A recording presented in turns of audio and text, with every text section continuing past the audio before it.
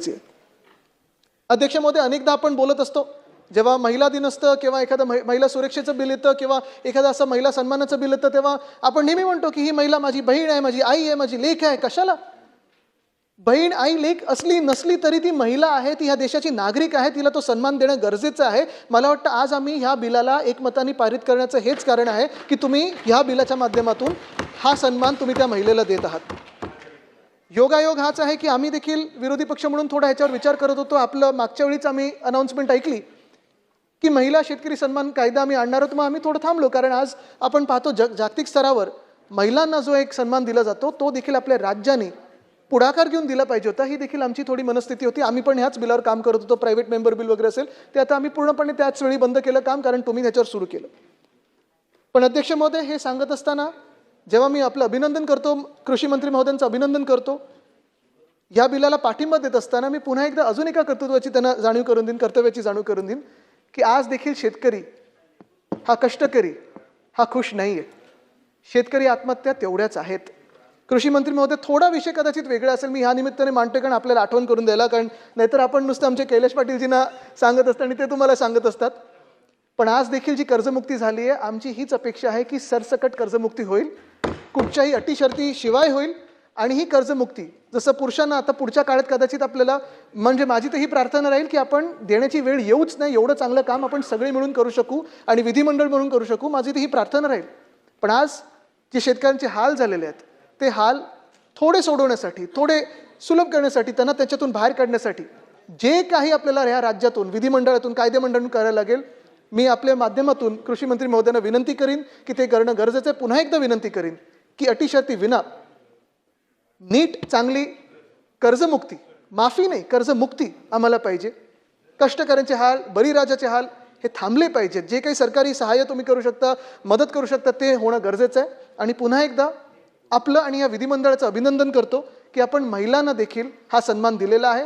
ह्याच्या अंमलबजावणीमध्ये देखील कुठेही काही कमी पडत असेल तर आम्हाला, म्हणजे रोख रक्कम नाही, ते मुख्यमंत्री महोदय बघतील, पण अर्थात तन मन, धनाचा आपण अर्थात धनी आहातच, पण तन मन कुठेही लागलं तर आम्ही फक्त विरोधी पक्ष म्हणून नाही तर ह्या राज्याचे जबाबदार नागरिक म्हणून पुढे येऊ आणि आपल्याला समर्थन करू. धन्यवाद. जय हिंद, जय महाराष्ट्र, वंदे. सन्माननीय अध्यक्ष महोदय, सर्वप्रथम माझे सहकारी कृषी मंत्री सन्माननीय दत्ता मामा भरणे यांनी महाराष्ट्र महिला शेतकरी सक्षमीकरणाचं जे बिल आणलेलं आहे, या बिलाच्याबद्दल आणल्याबद्दल मी अभिनंदन करण्यासाठी सभागृहात उभी आहे. खरं तर महिला म्हणून राजकारणात पाऊल ठेवल्यापासून आत्तापर्यंत मी वेळोवेळी माझ्या असंख्य भाषणामध्ये हे वाक्य नेहमी म्हटलेली आहे की शहरामध्ये काम करणाऱ्या वर्किंग वुमन जशा आहेत तशीच खेड्यामध्ये काष्टा घातलेली असेल, गोंदलेल्या कपाळाची असेल, चुलीसमोर बसून बांगड्या मागे सारून भाकर थापणारी असेल, ती सुद्धा तेवढीच करिअर वुमन आहे. आणि सकाळी सूर्याच्या आधी उठणारी, घर शेणाने सारवून भाकरी थापून सगळ्या घरच्यांचा स्वयंपाक करून शेतावर उन्हातानात राबून संध्याकाळी येऊन वासराचं दूध काढून गरम गरम भाकरी आपल्या घरच्यांच्या ताटात वाढणारी ती सगळ्यात मोठी करिअर वुमन आहे. आपण बळीराजाचं राज्य व्हावं म्हणतो, पण आपण त्या बळीराजाच्या मागे असणाऱ्या त्या अन्नपूर्णेला ओळख देण्याचं काम आज दत्ता मामांच्या या बिलामुळे झालेलं आहे. याच्याबद्दल मी त्यांचं अभिनंदन करते. खरं तर ओळख या शब्दाची ओळखच स्त्री जातीची खूप कमी झालेली आहे. ती कधी तिचं पहिल्यापासून आपल्याला ते काळ होता जेव्हा कौंतेय राधेय गांधारी पुत्र म्हणलं जायचं, पण आता असं नाही म्हणलं जात. आईच्या नावाने ओळखलं जात नाही किंवा एखाद्या स्त्रीच्या नावाने घर ओळखलं जात नाही, पण तिच्या मागे ते घर उभं करण्यासाठी तिचे अथांग कष्ट असतात आणि त्या कष्टाला सन्मान देणारं हे बिल आहे असं मी म्हणेन. सन्माननीय उपमुख्यमंत्री सुनेत्रा पवार यांनी इतकं सुंदर भाषण केलं आणि छान अशा संवेदनशील ओळीमध्ये त्यांनी त्यांची भावना मांडली. ही भावना मांडत असताना सन्माननीय आमचे सदस्य आदित्य ठाकरे यांनी पण मांडले. आणि मला एक गोष्ट मला आवडली आणि मी आणि आदिती तटकरेंनी एकमेकांकडे बघून नॉड पण केलं, म्हणजे आम्ही मान हलवली. कारण आम्ही आजच्या युगातल्या स्त्रिया आहोत. माझ्यापेक्षा थोडी लहान आहे आदित्य, बरीच लहान असेल, पण या स्त्रीला सारखं तू माझी लेक आहे बाई, तू माझी बहीण आहे बाई, तू माझी अमुक आहे, मामा आहे, मी तुझा काका आहे, मी तुझं संरक्षण करीन, ही भाव नको आहे. तुम्हाला स्त्री म्हणून सन्मान हवा आहे. हे वाक्य मला अत्यंत आवडलं. बियॉन्ड एव्हरीथिंग मला ते खूप आवडलं. साहजिक तुम्ही ते देत असाल तुमच्या जीवनामध्ये, असंही मला त्याच्यामुळे वाटतं. मी सहज बोलता बोलता सांगितलं की ओळख या शब्दाशी स्त्रीची कधी ओळखच झाली नाही. 9 महिने गर्भधारणा करून, असंख्य वेदना करून, जन्म देताना एक क्षण लागतो तिला की तिच्या नवऱ्याचं नाव, बापाचं नाव त्या मुलाला लावताना ती नाही विचार करत काय. पण मी एक वाक्य वाचलं, भूख ने माँ से कभी नहीं कहा लेडीज फर्स्ट. जेव्हा एखादी गावातली आमची स्त्री चुलीसमोर बसलेली असते आणि तिच्याकडे पीठ नसतं, तेव्हा ती नाही विचार करत की माझं आजचं पोट भरेल का. ती तिच्या लेकरांचं, तिच्या कुटुंबाचं पोट भरत असते. लाडकी बहीण ही योजना त्या स्त्रीला सन्मान देणारी आहे, पण ही आमची जी आज योजना आहे त्या स्त्रीचा आत्मविश्वास प्रचंड पटीने वाढवणारी आहे. याच्याबद्दल मी अभिनंदन करते. सतत काम करणाऱ्या या स्त्रीला, खरं तर ज्याच्या जीवनामध्ये स्त्रीचं योगदान आहे, जिजाऊंचं योगदान फार महत्त्वाचं आहे, म्हणून शिवरायांची स्वप्न मोठी झाली. ते धैर्य देण्याचं काम त्यांनी केलं. आमच्या पुण्यश्लोक अहिल्यादेवी होळकरांसारखा राज्यकारभार आजही कोणी बघतो, त्यांचे कामं ते आजही आपण बघतो की इतका सुंदर त्यांनी राज्यकारभार केला. आमच्या सावित्रीबाई फुलेंनी अंगावर चिखलाचे गोळे खाल्ले, पण आज त्यांच्यामुळे आम्ही इथे आत्मविश्वासाने उभे आहोत. आमच्या रमाईचे, आमच्या ताराबाईचे अशा असंख्य आपल्याला उदाहरणं देता येतील, पण त्या सगळ्या नावांना आपण आज कितीतरी वर्ष दोहरत आहोत, पण नवीन नावं निर्माण करण्याची जबाबदारी मात्र आपण शेजारच्या घरावर देतो. जिजाऊ जन्मावी शेजारच्या घरी, अहिल्यादेवी जन्मावी शेजारच्या घरी, पण आता ती परिस्थिती राहणार नाही. प्रत्येक घरामध्ये एक सक्षम स्त्री उभी राहील, तेव्हाच हा देश एक महासत्ता बनण्याकडे वाटचाल करू शकेल. जिथे नीर आणि नारी या गोष्टीवर काम केलं जातं, तो समाज खूप पुढे जात असतो. ज्या समाजामध्ये पाणी हे अमृत आहे, आपलं जीवन आहे, आणि ते जर उपलब्ध नसेल तर लोक पाण्यासाठी एकमेकाचा जीव घ्यायला जातात. आणि स्त्री बघा ना, तुम्ही आज जर टी व्ही लावला तर असंख्य घटना तुम्ही बघा, ह्या कशासाठी घडतायत. बांधावरनं भांडणं येत नाही तर महिलेचा अपमान केला, महिलेला, आपल्या घरातल्या महिलेला सुरक्षा नाही दिली. खूप कठीण परिस्थिती या महिलांच्या वर येते, पण मला वाटतं ती खूप सक्षमपणे काम करते. आणि म्हणून तिच्या या सक्षमपणाला अजून सक्षम करण्याचा निर्णय या बिलाच्या माध्यमातून होणार आहे. या बिलात सुद्धा इतकं सौंदर्य आहे. मी म्हटलं की स्त्री स्वतःची ओळख कधी मागतही नाही आणि ती कशावर हक्कही सांगत नाही.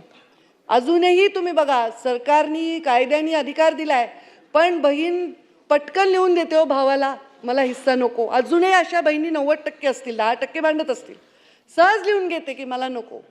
इथे सुद्धा तिने मागितलं नाही त्या शेतावर हक्क, सातबाऱ्यावर नाव तिने मागितला नाही, मालकी हक्क. तिने फक्त सांगितलं की ते शेत मी कसते, त्या शेतात मी परिश्रम करते, त्या परिश्रम म्हणून मी शेतकरी आहे.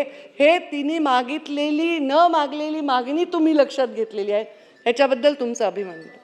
आणि हा आपला देश आहे, या देशाचं सौंदर्य की आपला शेतकरी, आपल्याकडे जे आपलं वातावरण आहे त्याच्यामध्ये आपण जे पीक पाणी घेतो, जरी शेतकऱ्यांचे प्रश्न आहेत, शेतकऱ्यांच्या आत्महत्येचे प्रश्न आहेत, दुष्काळ सदृश्य परिस्थितीचे प्रश्न आहेत, दर 2 वर्षाला येणाऱ्या वेगवेगळ्या परिस्थितीला आपण सामोरं जातो, तरी हा शेती प्रधान देश आहे. आणि म्हणून आज आपल्याकडे कोणी उपाशी मरणार नाही ही परिस्थिती अजूनही आहे की आपलं बाबा एकरभर रान आहे, आपल्यापुरतं तरी खायला माणसं करतात. तर त्यामुळे या शेतकऱ्याच्या हाताला, कष्टाला साथ देणाऱ्या, त्याच्या सावलीसारख्या वावरणाऱ्या, म्हणजे आमची आई, आमच्या मुंडे साहेबांची आमची आजी, आम्ही माय म्हणायचो, त्यांनी कधीच मी बघितलं नाही त्या चुलीपुढे बसलेल्या. त्या आमचे आजोबा वारल्यानंतर त्या नेहमी शेतावर जायच्या. सगळी शेतीवाडी, 14 पोरं लहान लहान त्यांनी एकट्याने वाढवली. ही क्षमता आहे. आत्महत्याग्रस्त शेतकऱ्यांवर आपण बोलता, सांगा बरं एखाद्या महिलेने आत्महत्या केली आहे, तिच्या घरावर संकट आले, ती किती धैर्यवान आहे. आणि या बिलांनी तिला अजून किती धैर्य मिळणार आहे सगळ्या समाजाच्या. अजून एक छान, तुम्ही, मला वाटतं या बिलात आपण जातीपातीच्या आत्ताच्या विचित्र वातावरणामध्ये स्त्री या केवळ शब्दाच्या सुंदर माळेमध्ये सगळ्यांना एकत्र गुंफत आहोत. आणि ती स्त्री जेव्हा या गोष्टीवर म्हणजे सक्षम होऊन अजून पुढे येईल, तेव्हा मला वाटतं ह्या समाजात आपल्या स्वार्थी पद्धतीने उभ्या केलेल्या भिंतीसुद्धा जातीपातीच्या जुगारून ती तिच्या एक ओळख निर्माण करेल. मी त्यांना खूप खूप शुभेच्छा देते. या बिलाच्या बद्दल कितीही बोलावं तेवढं थोडं आहे, पण मी त्या स्त्रीमधली आहे की मागच्या स्त्रियांना बोलायचं आहे आणि त्यांचा वेळ न घेणारी स्त्री आहे. हे पण स्त्रीचं सौंदर्य आहे की बाबा आपल्याबरोबर असणाऱ्या स्त्रियांचा वेळ राखून ठेवावा, त्यांना पण पुढे हाताला धरून पुढे आणावं. तर मी फार वेळ घेणार नाही, पण आमच्या दत्ता मामांना अभिनंदन करण्याचा मोह मला आवरला नाही. आणि म्हणून एकच जाता जाता मी म्हणेन, खूप सुंदर माझ्या वाचनामध्ये आलेल्या ओळी सभागृहासमोर ठेवेन. दिवस रात्र राबणाऱ्या हातांना कधीच कसा आराम नाही, असा एकही दिवस नसे ज्या दिवशी तिला काम नाही. घरातील प्रत्येक कामावर जणू तिच्या नावाचा शिक्का बसला आहे. सगळ्या कामाचा जणू तिने ठेकाच घेतला आहे.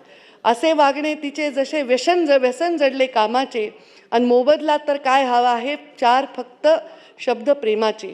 जगाच्या मंचावर स्त्रीसारखा कलाकार नाही, आणि आजपर्यंतच्या त्या स्त्रीसारखा पाहिलेला मी कामगार नाही. म्हणजे एक बिनपगारी कामगारासारखं तिची भूमिका असते, पण त्या कामगाराला आता तुम्ही शेतकरी बनवण्याच्या वाटचालीकडे नेलं आहे आणि सक्षम शेतकरी बनवण्याच्या, आणि सगळ्या योजना, आता आम्ही सुद्धा पशुसंवर्धनमधनं शेतीचा दर्जा दिलेला आहे. तर मला वाटतं ह्याच्यामध्ये सगळ्यात जास्त माझ्या खात्यामधनं मला या स्त्रियांना न्याय देता येईल. सगळ्यात जास्त पशुपालक शेतकरी स्त्रियांना आपल्याला सक्षम बनवता येईल आणि खूप सुंदर योजना होईल. महाराष्ट्र सुजलाम सुफलाम आणि ग्रामीण महाराष्ट्र अत्यंत कंटेंट म्हणजे समृद्ध असं जीवन जगेल असा मला विश्वास आहे. परत एकदा अभिनंदन करते, स्वागत करते आणि माझ्या वाणीला विराम देते. महाराष्ट्रातील ताज्या बातम्यांसाठी बघत रहा टाइम्स टुडे 18 न्यूज. सोबतच शेअर करा, सबस्क्राईब करा आणि बेल आयकॉन प्रेस करा.